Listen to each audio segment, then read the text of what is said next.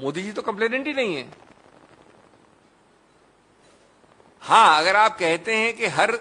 उनमें से जो 13 करोड़ मोदी से उन्होंने लिखा है उसमें से कोई भी आके ये याचिका डाल सकता है तो वो बात दूसरी है, लेकिन उन्होंने हमेशा कहा है, ये भी पढ़ी दूसरी जगह जहां कहा है उन्होंने, para 5 Roman 5 at page 12, made derogatory remarks against the Honorable Prime Minister Shri Narendra Modi in general public and further compared the persons having Modi surname. So clearly, unfortunately, he is influenced by the high office of the Honorable Prime Minister, forgetting that the Honorable Prime Minister is not the complainant.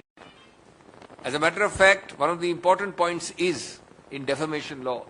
that only the person directly affected can maintain. Now, it's a moot question of arguments that the other members of the Modi community can and cannot or to what extent can maintain. वो हम argue करेंगे, लेकिन मैं आपको इसका एक structure बता रहा हूं इस निर्णय का। पहले 10 निर्णय साइड करना, उनके गलत पोर्शंस पर रिलाय करना, ये सजेस्ट करना कि हमने कॉन्सिक्वेंसेस आर्ग्यू नहीं किए, ये नहीं देखना कि वो सब उदाहरण ऐसे केसेस के हैं जो इससे बहुत ज्यादा सीरियस थे और हमारे डेफमेशन केस में अप्लाई करना। जो 202 जुरिस्डिक्शन की बात आपको याद है मैंने पहले की थी कि अगर कोलार में ये चीज हुई है और गुजरात पहुंच जाए कोई आदमी याचिका लेके, तो 202 प्रावधान में आपको पहले प्राथमिक रूप से थ्रेशोल्ड में शुरुआत में ये देखना पड़ता है कि क्या वहां पर अधिकार क्षेत्र यानी जुरिस्डिक्शन है कि नहीं। उस पर पूरा एक सेक्शन लिखा है, लेकिन ये नहीं कहा कि भाई मैजिस्ट्रेट का ऑर्डर जो हमें चुनौती दी है सेशंस कोर्ट में, उन्होंने कहां डील किया इसके साथ, या उनका इसके साथ डील करना सही है या गलत है,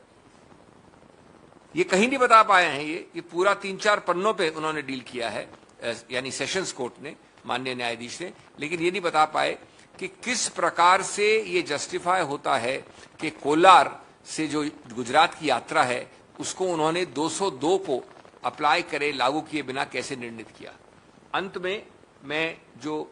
पैरा 12 है उसके अंत का पोर्शन पढ़ देता हूं, अपनी बात खत्म करता हूं हिंदी में।